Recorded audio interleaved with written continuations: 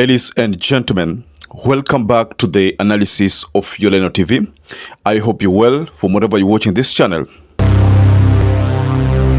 Now, from the statement that RAILA Amolo Odinga released, issuing an ultimatum to William Samoei Ruto's camp regarding some of those complaints that they've been channeling to the UDA regime. That video, and I believe you watched the video. Perhaps if you not watched it, let me share this video with you. Kenya wamesikia vibaya mwaka 2023. Exactly. This video, the one that I've just shared, has some heavy meaning and a confirmation that RAILA Amolo Odinga is going to call for demonstration. What we saw earlier this year is likely to replicate beginning of next year. That is going to be a fresh push on the government to address the issues which Kenyans are crying about. There's a time SAPIT said something. As a country, let's ask ourselves, are we on track? Even with the whole discussion of the budget making, Mheshimiwa, and the quest people are saying about the taxes, you know, we have to ask ourselves, is that the right thing to do? Are we on track? And SAPIT being one of those people who supported William Samoei Ruto. And if you remember the happenings of Bomas of Kenya, you will know that SAPIT has always been William Ruto's buddy. And he supported William Samoei Ruto. But nobody would have expected that SAPIT would make disturbing statements which are only bordering around the fact that he was also not trusting the UDA regime. So I want us to go extensively on these videos, two videos, one from SAPIT and one from RAILA Amolo Odinga. But before you do that, allow me to welcome you again to this channel and encourage you to please support this channel by subscribing and liking this video. And to those who supported us before, I want to state here that I'm forever grateful for that support, because without that support, this channel could not have grown. So let's head over to this analysis, ladies and gentlemen. Lakini sisi wa Kenya wamesikia vibaya mwaka 2023. Kwa Kenya wamesikia vibaya mwaka 2023. Wana matumaini mwaka 24. Lakini sisi wenyewe tulisema gharama maisha ilikuwa ni juu, tukaambia serikali wasiongeze ushuru, wakazidi kuongeza ushuru. Na hiyo ndio imeleta hasara kubwa kwa Wakenya. Tunasema mwaka mpya hii sheria ya kodi mpaka itolewe, ile finance bill mpaka itolewe. Asipotoa hiyo finance bill, tutarudi kwenye uwanja, tutaambia Wakenya rudi uwanjani.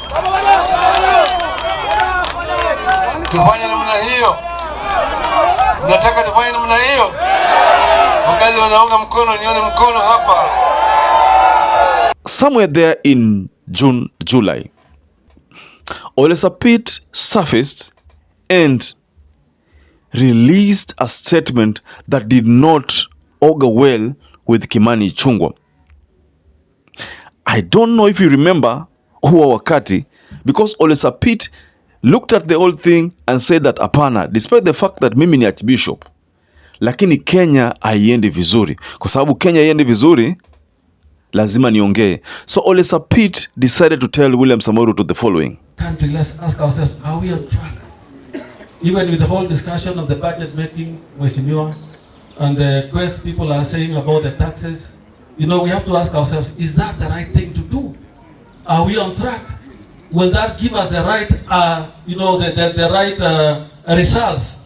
So that if we find it may not give us the right results, it becomes, the progress will be, we stop and say, how do we move forward?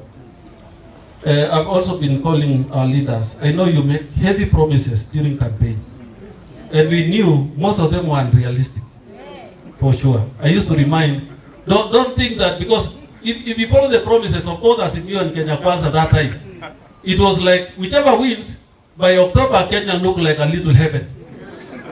Because the promises were so heavy that everything is sorted out. So it is now a moment to face the truth. Just come out and tell Kenyans, the promises we made are unrealistic. Now let's go to prioritization. This is our priority number 1. Priority number 2, put aside until we get enough, then we can now go to priority number 2. But if we try to push, to achieve what we promised, and we all know that we have nothing to deliver the promises, then we are going to break everybody's back. You will even break your back, struggling to make happen what you know it can't happen. So let us just humble ourselves, face the moment of truth, and say, ndugu wenzangu, hii ndio ukweli. This is how we look like. We have to live within our means. Now we are going to reschedule our promises. Some are going to the next term or the other term because we can't deliver now. The priorities for this term are this and that, and we can be able to manage our country's affairs in a better way. Very well. That is a message which Ole SAPIT chose to share with William Samoei Ruto. So if you looked at the video regarding the statement that RAILA Odinga issued, that statement could have been issued yesterday.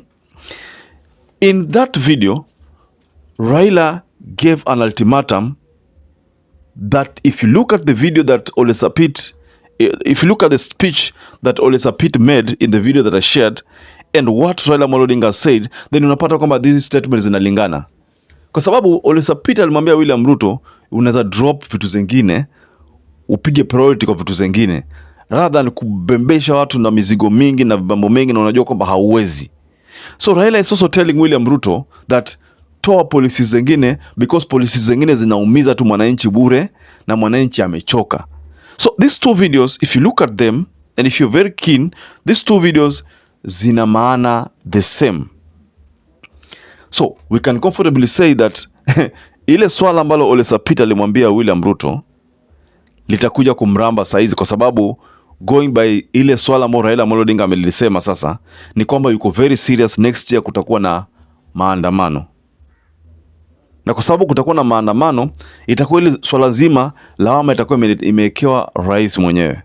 Kwa sababu aliongeleshwa akaambiwa lakini hakusikiza. Sasa watu wa kanisa walisema kwamba sikizaneni, lakini watu wa kanisa wataona kwamba huyu tulisema wasikizane lakini amekataa kusikiza mwenzake. Sasa kwa sababu amekataa kusikiza mwenzake ameamua hapana, tunaenda kwa wananchi. So ili swala zima utapata kwamba lawama itakuwa kwa rais.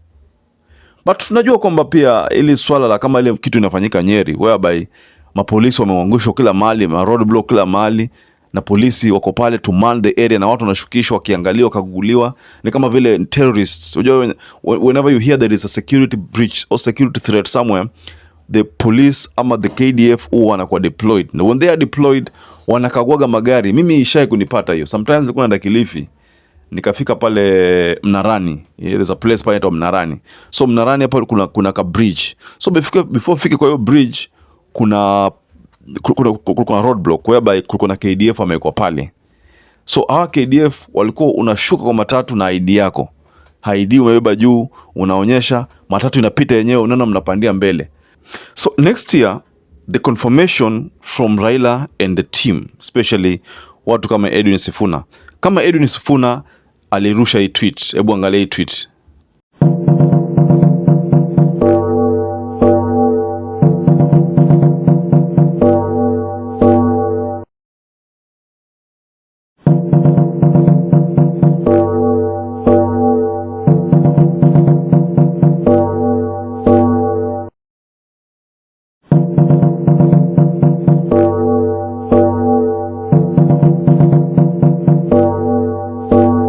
Yes, hiyo ndio swala ambalo Edwin Sifuna aliliongelea. Na kama hiyo swala ambalo nimelisoma hapo kwa hiyo tweet, si hiyo inamaanisha kwamba ni kama Azimio wameamua kwamba next year ni barabara tena. Next year ni barabara tena. So ladies and gentlemen, allow me to wind up there. But just go below the comment section and tell us what to think about this ultimatum from RAILA Odinga and why you think RAILA Odinga could be right because of the correlation between the statements between RAILA and Ole SAPIT. Now, perhaps if you're watching this video for the first time or a regular viewer who has not subscribed to this channel, please take 1 second and subscribe to this channel, and don't forget to give this video a like. To those who supported us before, I want to state here that I'm forever grateful for that support, because without that support, this channel cannot grow. So until you catch up again, stay safe and stay blessed.